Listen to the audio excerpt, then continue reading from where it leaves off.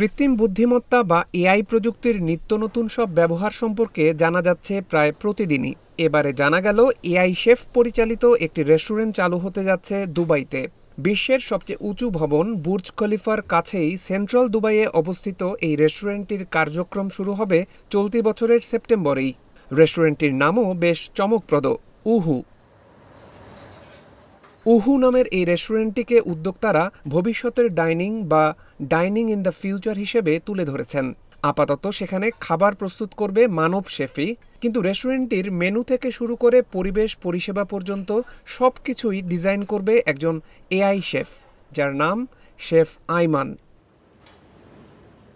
Chef Ayman হচ্ছে রান্না সম্পর্কিত একটি লার্জ ল্যাঙ্গুয়েজ মডেল বা এলএলএম।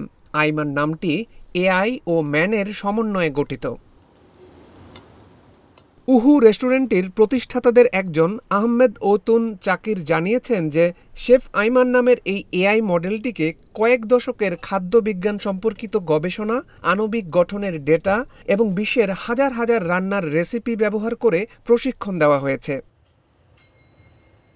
একজন স্বাভাবিক মানব শেফের মতো শেফ আইমান খাবারের স্বাদ গ্রহণ বা গন্ধ নিতে পারে না এবং খাবার নিয়ে কাজও করতে পারে না।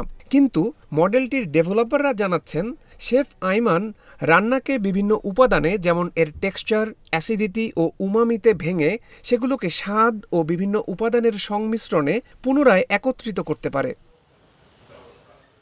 যাই হোক, এখন দেখার বিষয় এআই শেফ পরিচালিত এই রেস্টুরেন্টটি গ্রাহকদের মাঝে কতটা সাড়া ফেলতে সক্ষম হয়।